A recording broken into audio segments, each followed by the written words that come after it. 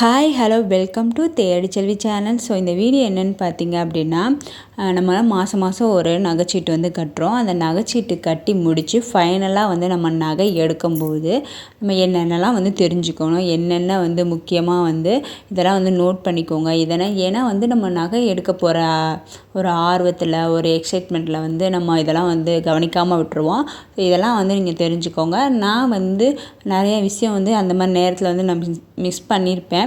ஏன்னா இப்போ நான் எல்லாம் யோசித்து சொல்கிறேன். பட் அந்த டைமில் வந்து நம்ம நகை எடுக்கும்போது இதே நல்லா இருக்கே, இந்த டிசைன் நல்லா இருக்கே, அப்படி தான் நம்ம கான்சன்ட்ரேஷன் போகுமே தவிர இதில் இவ்வளோ டிசப்பாயிண்ட் இருக்குது, இவ்வளோ வந்து குறைகள் இருக்குது, அந்த மாதிரிலாம் வந்து தெரியாமல் போயிடும். அதனால் இந்த வீடியோ வந்து நீங்கள் பார்க்கணுன்னு நினச்சிங்க அப்படின்னா ஃபுல்லாக பாருங்கள். நான் என்ன சொல்ல வரேன்றதை கேட்டுக்கோங்க. உங்கள் பாயிண்ட்டும் இருந்துச்சு அப்படின்னா கண்டிப்பாக வந்து கமெண்ட் பண்ணுங்கள். இப்போ தான் நம்ம சேனல் வந்து நீங்கள் ஃபஸ்ட் டைம் ஃபாலோ பண்ணுறீங்க அப்படின்னா தேடி செல்வி சேனலை வந்து நீங்கள் சப்ஸ்கிரைப் பண்ணி வச்சுக்கோங்க. என் வீடியோ வந்து உங்களுக்கு பிடிச்சிருக்கு அப்படின்னா லைக் பண்ணிக்கோங்க. இப்போ வாங்க நம்ம வீடியோக்குள்ளே போகலாம். ஸோ நான் வந்து இப்போ சொல்கிறது பார்த்தீங்க அப்படின்னா, நான் ஸ்பெசிஃபிக்காக எந்த ஒரு ஜுவல்லரி ஷாப்பையும் ஸ்பெஷலாக வந்து நான் சொல்லலை. தனிப்பட்ட முறையில் எந்த ஷாப்பையுமே வந்து நான் ரெக்கமெண்டும் பண்ணலை. அந்த ஷாப்பை வந்து நான் ஒஸ்ட்டுன்ட்டும் சொல்லலை. நம்ம நகை எடுக்க போகிறோம், நம்மளோட பணத்தை வந்து நம்ம கட்டியிருக்கோம். மாதம் நம்ம வெயிட் பண்ணி ஒரு ஜுவல்ஸை வந்து வாங்க போகிறோம். அப்போ அதுக்குள்ள ஃபுல் ரெஸ்பான்சிபிலிட்டி வந்து நம்ம தான். ஸோ நம்ம தான் வந்து எவ்வளோ கேர்ஃபுல்லாக, எவ்வளோ வந்து கொஞ்சம் பெனிஃபிட்டாக வாங்க முடியும் அப்படின்றத நம்ம தான் வந்து யோசிக்கணும். என்னோடது பாயிண்ட் ஆஃப் வியூ வந்து நான் சொல்கிறேன். எனக்கு நடந்த சம்பவத்தையும் நான் சொல்கிறேன். அதை வச்சு தான் வந்து இது ஒரு வீடியோவாக போட்டால் நிறைய பேருக்கு வந்து யூஸ்ஃபுல்லாக இருக்குமே அப்படின்னு சொல்லி தான் இந்த வீடியோ வந்து நான் மேக் பண்ணியிருக்கேன். இது பார்த்திங்க அப்படின்னா பர்சனலாக வந்து எனக்கு நடந்தது. ஸோ இப்போ ஒரு நகைச்சீட்டு வந்து நான் முடிஞ்சிருச்சு. இது வந்து நான் ஒரு 4 இயர்ஸாக வந்து நகைச்சீட்டு போடுறேன். அப்போ பார்த்தீங்க அப்படின்னா இதுக்கு முன்னாடி அம்மா வந்து போட்டிருக்காங்க. ஸோ அம்மா வந்து நகைச்சீட்டு போட்டு நிறையா வந்து நகை வந்து எடுத்திருக்காங்க. ஸோ மங்களில் தான் அம்மா எப்பவுமே போடுவாங்க. அவங்க போட்டு நகைச்சீட்டு போட்டு எடுத்திருக்காங்க. ஸோ நான் வந்து மேரேஜ் ஆனதுக்கப்புறம் நான் வந்து தனியாக வந்து நகைச்சீட்டு போடுறேன். அப்போ தான் வந்து ஒவ்வொன்றுத்துலேயும் வந்து அவங்க எப்படிலாம் வந்து கஸ்டமரை வந்து ஈக்குறாங்க, எப்படிலாம் டைவர்ட் பண்ணுறாங்க அப்படின்றது தெரிய ஆரம்பிச்சிச்சு. இப்போ நான் வந்து ஒரு நகைச்சீட்டு முடிஞ்சிருச்சு. ஸோ எந்த ஷாப்புன்னு சொல்லலை. நகைச்சீட்டு முடிஞ்சு நான் வந்து நகை வந்து எடுக்க போகிறேன். எத்தனை பவுனு அப்படின்லாம் சொல்லலை. ஒரு நெக்லஸ் எடுக்கணும் அப்படின்னு சொல்லிட்டு நான் போகிறேன். அவங்க வந்து நமக்கு இப்போ நம்ம ஒரு நகைச்சீட்டு போட்டிருக்கோம் அப்படின்னா நமக்குன்னே நம்மளை ஃபாலோ பண்ணுறதுக்காகவே ஒரு ஸ்டாஃப் வந்து அங்கே இருப்பாங்க. ஸோ அவங்க தான் வந்து மேம் என்ன எடுக்கிறீங்க, ஏது எடுக்கிறீங்க அப்படின்ற மாதிரிலாம் வந்து நம்மளை கேட்பாங்க. அப்போ நம்ம சொல்லுவோம், ஸோ நான் வந்து நகைச்சீட்டு போட்டிருக்கேன். ஸோ எனக்கு வந்து 4 பவுன் சேர்ந்துருக்கு, இல்லை 5 பவுன் சேர்ந்துருக்கு அப்படின்னு நான் வந்து சொல்கிறேன். இதுக்குள்ளேயே பார்த்து எனக்கு ஒரு டிசைன் பார்த்து எனக்கு சொல்லுங்கள் அப்படின்னு. அவங்க வந்து என்ன பண்ணிட்டாங்க அப்படின்னா, எடுத்த உடனே வந்து எனக்கு வேஸ்டேஜ் வந்து கம்மியாக இருக்கும்ல, ஸோ அந்த மாதிரி வந்து காமிச்சிருக்காங்க. நான் வந்து எதுவும் மென்ஷன் பண்ணலை. அவங்க என்ன நினச்சிருக்காங்க, போக போக வந்து இவங்க இது பண்ணுவாங்க அப்படின்னு நினச்சி எனக்கு ஃபஸ்ட்டு வேஸ்டேஜ் கம்மியானதை வந்து காமிச்சிருக்காங்க. நம்ம வந்து ஃபஸ்ட்டு பார்த்துட்டு அப்படியே கடைசியாக எல்லாத்துலேயும் பார்த்துட்டே இருக்கோம். ஃபோக்கஸ் வந்து என்ன பண்ணுறாங்க அப்படின்னா, டைமண்டில் வந்து நம்மளை வந்து ஃபோக்கஸ் பண்ணுறாங்க. ஸோ நம்ம வந்து கட்டுறது பார்த்திங்க அப்படின்னா 916 கோல்டு தான் வந்து நம்ம அமௌண்ட் வந்து சேவ் பண்ணிகிட்டே வரும், கோல்டு வந்து வாங்கிக்கிட்டே இருக்கும். ஆனால் அவங்க வந்து கான்சன்ட்ரேட் பண்ணுறது பார்த்திங்க அப்படின்னா நமக்கு டைமண்ட் கொடுக்கும்போது 18 கேரட்டுக்குள்ள டைமண்ட் தான் நமக்கு தருவாங்க, தங்கம் தான் வந்து தருவாங்க. அப்போ நம்ம வந்து டைமண்டை வந்து நம்மளை வாங்க சொல்லுவாங்க. ஸோ நீங்கள் நகைச்சீட்டு போடுறீங்க அப்படின்னா டைமண்டுக்குன்னு நிறைய நகைச்சீட்டு வந்து இருக்குது. நிறைய ஷாப்பில் வந்து தனியாகவே இருக்கும். இப்போ எக்ஸாம்பிள் பீமா ஜுவல்லரியில் பார்த்தீங்க அப்படின்னா, இப்போ நான் டைமண்ட் தான் போகணும் அப்படின்னா அவங்க வந்து இன்னொரு ஸ்கீம் வந்து வச்சுருக்காங்க. ஸோ அந்த மாதிரி நீங்கள் டைமண்டில் வந்து போய்க்கலாம். இப்போ என்இசி ஜுவல்லரிலையுமே வந்து தனியாக வந்து டைமண்டுக்குன்னு ஸ்கீம் இருக்குது. ஸோ இந்த மாதிரி டைமண்ட் வாங்கணும் அப்படின்னா தனியாக வந்து ஸ்கீம் வச்சுருப்பாங்க. நீங்கள் அந்த மாதிரி வந்து போய்க்கலாம். பட் நீங்கள் வந்து 916 கோல்டே ஆட் ஆகிட்டு இருக்கும்போது நீங்கள் டைமண்ட் எடுக்கிறது வந்து என்னை பொறுத்த வரைக்கும் பெஸ்ட்டாக இல்லை அப்படின்னு தான் நான் வந்து சொல்வேன். இதில் சொல்கிற எல்லாமே வந்து எனக்கு நடந்தது, என்னோடய பார்வையில் இதெல்லாம் இப்படி இருக்குன்றதை தான் இந்த வீடியோவில் வந்து நான் ஷேர் பண்ணுறேன். எனக்கு வந்து வேஸ்டேஜ் வந்து கம்மியாக இருக்குல்ல, ஸோ அதை வந்து காமிச்சிட்டாங்க. நானும் வந்து அதை சூஸ் பண்ணிவிட்டு எனக்கு இதுதான் எனக்கு பிடிச்சிருக்குன்னு சொல்லிட்டு நான் ஃபைனல் பண்ணி வச்சுருக்கேன். இதில் என்ன ஒரு இதுனா, வேஸ்டேஜ் வந்து அதிகமாக எடுக்க வைக்கிறது தான் வந்து அவங்க பிளான். இப்போ வந்து எந்தெந்த ஷாப்லலாம் வந்து 18% சொல்லியிருக்காங்க அப்படின்னா நம்ம அதுக்குள்ளே வந்து நம்ம கேட்டு எடுத்துக்கலாம். அப்படி இல்லாத ஷாப்பில் இப்போ 50% வந்து நம்ம பே பண்ணணும், 50% வந்து டிஸ்கவுண்ட்டு சொல்கிறாங்க. ஆனால் அப் டு 18% அந்த மென்ஷன் பண்ணல. ஸோ இந்த மாதிரி மென்ஷன் பண்ணாமல் இருக்கும்போது நம்ம வந்து 18 தான் எடுப்போன்னு இல்லை. அப்போ அவங்க நமக்கு காட்டும் போது வந்து 20, 22, 23 இந்த மாதிரி வந்து நமக்கு காட்டுவாங்க. நம்ம வந்து நம்ம டிசைன் தான் இருக்கான்னு பார்ப்போம். வேஸ்டேஜ் வந்து அங்கே டேக்கில் வந்து இருக்காது. ஸோ நம்ம வேஸ்டேஜ் ஒரு பொருளுக்கு கேட்டோம் அப்படின்னா அவங்க வந்து இருங்க நான் கேட்டு சொல்கிறேன்ட்டு அவங்க இன்னொரு ஸ்டாஃப்ட்ட போய் கேட்பாங்க. அப்போ நமக்கு என்ன தோணுன்னா, என்னடா ஒவ்வொன்றுத்துக்கும் வந்து நம்ம வேஸ்டேஜ் கேட்டுகிட்டே இருப்போமா, அதுக்கு நமக்கு பிடிச்ச பொருளை வந்து நம்ம சொல்லிடுவோம். ஃபைனலாக அதுக்கு வேஸ்டேஜ் எவ்வளோ இருக்குது அப்படின்றத நம்ம சொல்லுவோம்.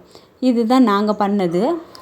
நான் வந்து ஒரு வேஸ்டேஜ் வந்து கேட்டேன். இப்போ நான் சொல்கிறேன்ல, அப் டு 18%க்குள்ளே எந்த நகை இருக்கோ நீங்கள் அதை சூஸ் பண்ணுங்கள். நான் வந்து எல்லா வீடியோலையும் சொல்லுவேன். பட் நானே அதை சூஸ் பண்ணலை. ஸோ இதை தான் வந்து நான் அந்த நம்ம ஒரு பர்ச்சேஸ் பண்ண போகிறோம் அப்படின்ற ஆர்வத்தில் வந்து இதெல்லாம் வந்து நான் மிஸ் பண்ணிட்டேன். அதை தான் வந்து நான் சொல்கிறேன். இப்போ 18% சொல்லணும்னா நம்ம எடுத்தோடனே கேட்டுக்கணும், எனக்கு 18%க்குள்ளே எந்தெந்த நகை இருக்கோ ஸோ அதை மட்டும் எனக்கு காட்டுங்க அப்படின்னு நீங்கள் வந்து அதை வந்து எடுத்து வைங்க. ஸோ ஏன்னா அப்போ தான் வந்து நமக்கு 18%க்குள்ளே நகை வந்து நமக்கு காட்டுவாங்க. நம்ம வந்து என்ன பண்ணிடுவோம், எடுத்தோடனே வந்து என்ன நல்ல டிசைனாக இருக்கோ அவங்க ஹையஸ்ட்டில் என்னென்ன இருக்கோ அதை வந்து காமிச்சிடுவாங்க. எங்களுக்கு காமிச்ச ஸ்டாஃப் வந்து வேஸ்டேஜ் கம்மியாக இருக்கிறத வந்து காமிச்சிட்டாங்க. நான் பில்லாம் போடுறதுக்கு இந்த நகை தான் நான் சூஸ் பண்ணி வச்சுருக்கேன்னு சொல்லிட்டு அவங்கள்ட்ட சொல்கிறேன். நான் வந்து தள்ளி நிற்கிறேன், எங்கள் ஹஸ்பண்ட் வந்து இங்கே நிற்கிறாங்க. அந்த ஸ்டாஃப் இவங்களோட வந்து பில் போடுவாங்க அந்த செக்ஷனில் இருக்கவங்க, நீங்கள் ஏன் இவங்களுக்கு வந்து இந்த இதை காமிச்சிங்க அப்படின்னு சொல்லி கேட்காங்க. ஆனால் பக்கத்தில் எங்கள் ஹஸ்பண்ட் இருக்காங்க. ஸோ அதை கவனிக்காமல் அவங்க சொல்லியிருக்காங்க, ஸோ இதுக்கு வேஸ்டேஜ் வந்து கம்மியாக இருக்குது, நீங்கள் வந்து அதிகமாக இருக்கிற ஜுவல்ஸாக வந்து காமிங்க அப்படின்னு சொல்கிறாங்க. ஏன்னா நான் எடுத்த ஜுவல்ஸ் வந்து வேஸ்டேஜ் கம்மியாக, ஸோ அதிகமான ஜுவல்ஸு வேஸ்டேஜ் உள்ளது எடுத்தால் நான் எக்ஸ்ட்ரா வந்து வேஸ்டேஜ் வந்து நான் பே பண்ணுற மாதிரி இருக்கும்ல. இப்போ 17 சரி 18 சரி நான் மீதி ஒரு 20-25% நான் பே பண்ணணுமா, அதுக்கு ஹையஸ்ட்டாக இருக்க வேஸ்டேஜ் வந்து அவங்களுக்கு காமிங்க. அந்த டிசைனாக ஃபஸ்ட்டு நீங்கள் காமிக்க வேண்டியதானே, இதை ஏன் காமிச்சிங்கன்னு கேட்டிருக்காங்க. அதுக்கு அந்த ஸ்டாஃப் சொல்லியிருக்காங்க, இவங்க இன்னும் ஃபைனல் பண்ணலை, ஸோ அதனால் மாற்றுவாங்க. நான் வந்து டைமண்டில் தான் ஃபோக்கஸ் பண்ணுறேன், அவங்க வந்து டைமண்ட் எப்படி எடுக்க வைக்கிறேன்னு சொல்லிட்டு அந்த ஸ்டாஃப் அவங்கள்ட்ட சொல்லிட்டு வராங்க. இதை வந்து எனக்கு எப்படி தெரியும் அப்படின்னா, எனக்கு அப்போ வந்து எங்கள் ஹஸ்பண்ட் வந்து சொல்லலை, நீ இந்த நகையை வந்து சூஸ் பண்ணிட்டே இதே நம்ம ஃபைனல் பண்ணிடுவோம்னு சொல்லிட்டு அந்த நகையை வந்து ஃபைனல் பண்ணியாச்சு. வீட்டுக்கு வந்தப்போ தான் எனக்கு வந்து இதை வந்து ஷேர் பண்ணுறாங்க. இந்த மாதிரி வந்து வேஸ்டேஜ் வந்து அதிகமாக இருக்கிறது வந்து எடுக்க சொல்லியிருக்காங்க, அவங்களுக்கு வந்து காமிச்சிருக்காங்க இது மாதிரி எடுக்க வைங்க அப்படின்னு. அதனால தான் அவங்க திரும்ப அவங்கள வந்து டைமண்ட் பர்ச்சேஸ் பண்ணுங்கள், இதோட இந்த டிசைன் நல்லாயிருக்கு அப்படின்னு சொல்லிட்டு வேஸ்டேஜ் அதிகமாக இருக்கிறத எனக்கு நெக்ஸ்ட்டு காமிச்சிட்டே இருந்தாங்க. நான் வந்து ஓகே நம்ம இந்த இது சூஸ் பண்ணிட்டோம், ஸோ இதுவே ஃபைனலாக இருக்கட்டும்னு சொல்லிட்டு நான் அந்த ஃபைனல் பண்ணிவிட்டு நான் அந்த ஜுவல்ஸை தான் வாங்கிட்டு வந்தேன். இன்னொரு மிஸ்டேக் என்ன அப்படின்னா, இது நான் பண்ணது தான் சொல்கிறேன். இப்போ நான் 1 பவுன் வந்து சேவ் பண்ணி வச்சுருக்கேன். பட் எனக்கு வந்து ஒரு 2 பவுனில் உள்ளதை வந்து நான் சூஸ் பண்ணுறேன். அப்போ நான் வந்து ஒரு 16 கிராம் தான் வந்து 2 பவுனு. நான் வந்து 14 கிராமுக்கு வந்து சேவ் பண்ணி வச்சுருக்கேன் என்னோடய நகைச்சீட்டில். மீதி வந்து ஒரு 2 கிராம் மட்டும் எனக்கு வந்து பே பண்ணுற மாதிரி இருக்குது. ஏன்னா வந்து எனக்கு அந்த ஜுவல்ஸ் வந்து பிடிச்சிருக்கு, ஸோ இது எனக்கு தேவை இருக்குது, இது வந்து லைஃப் வரும் அப்படின்றதுக்காக நான் வந்து பரவாயில்ல நான் நகைச்சீட்டில் இருந்து எனக்கு 14 போட்டுக்கோங்க, மீதி 2% இருக்குல்ல அதுக்கு வந்து நான் வேஸ்டேஜ் பே பண்ணிடுறேன்ற மாதிரி நான் சொல்கிறேன். அப்போ அந்த 2% வந்து நம்ம ஃபுல் ரெடி காசு வந்து கொடுக்குறோம், அது இல்லாமல் அது ஃபுல் வேஸ்டேஜ் வந்து நம்ம பே பண்ணுறோம், ஜிஎஸ்டி எல்லாம் பே பண்ணுறோம். அப்போ வந்து ஆஃபர் வந்து போய்கிட்டு இருக்குது. நான் எப்போயுமே வந்து ஆஃபர் டைமில் தான் வந்து ஜுவல்ஸ் வந்து பர்ச்சேஸ் பண்ணுங்கன்றதை ரெக்கமெண்ட் பண்ணுவேன். அதே மாதிரி நானுமே வந்து ஆஃபர் டைமில் தான் போய் பர்ச்சேஸ் பண்ணலான்னு போயிருந்தேன். அப்போ வந்து நான் எக்ஸ்ட்ரா வந்து நான் 14 கிராமுக்கு சீட்டில் இருந்து இருக்குது, ஆனால் மீதி ஒரு 2 கிராம் இருக்குல்ல அதுக்கு நான் ஃபுல் பேமெண்ட் வந்து கட்டியிருக்கேன். அப்போ வந்து இந்த 2 கிராமுக்கு வந்து ஒரு கிராமுக்கு வந்து 250, 300 ஸோ சம்திங் வந்து ஆஃபர் வந்து போய்கிட்டு இருக்குது. அப்போ அந்த 2 கிராமுக்கு வந்து அந்த ஆஃபரை வந்து நான் யூஸ் பண்ணியிருக்கணும்ல, ஆனால் அந்த ஆஃபரை வந்து நான் யூஸ் பண்ணலை.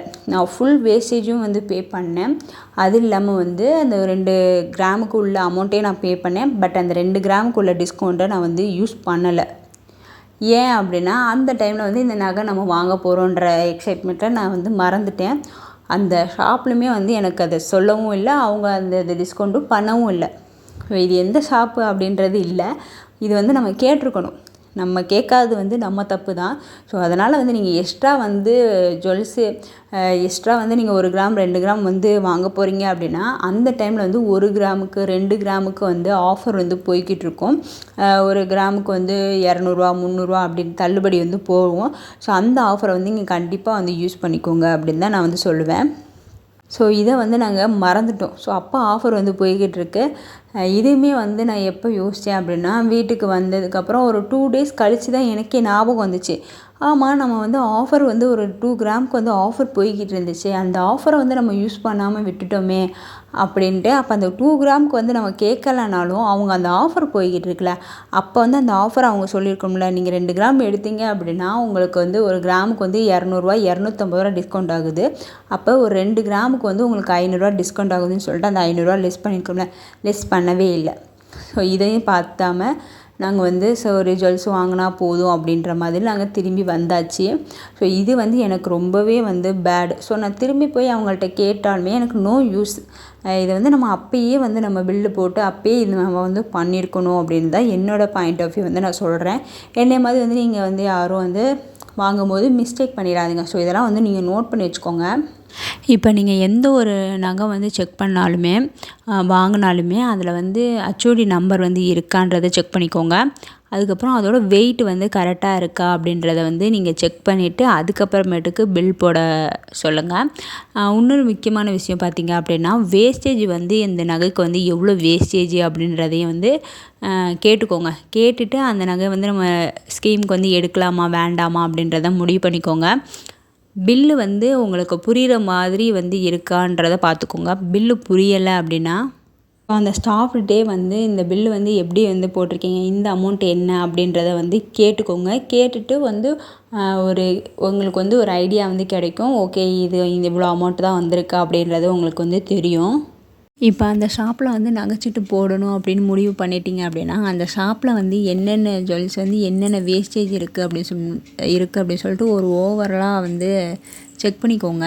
ஸோ எவ்வளோ வேஸ்டேஜ்லாம் வந்து போடுறாங்க இந்த ஜுவல்ஸுக்கு அப்படின்றத நீங்கள் செக் பண்ணிவிட்டு அப்புறமேட்டுக்கு உங்களுக்கு ஓகேவா இருக்குது, உங்கள் வேஸ்டேஜ் வந்து எல்லாம் 18% கீழே அப்படின்னு சொல்லியிருக்காங்க அப்படின்னா அந்த 18% கீழே என்னென்ன நகைலாம் வந்து இருக்குது அப்படின்றத செக் பண்ணி பார்த்துட்டு நீங்கள் வந்து ஸ்கீம் போடலாமா வேண்டாமான்றதை முடிவு பண்ணிக்கோங்க.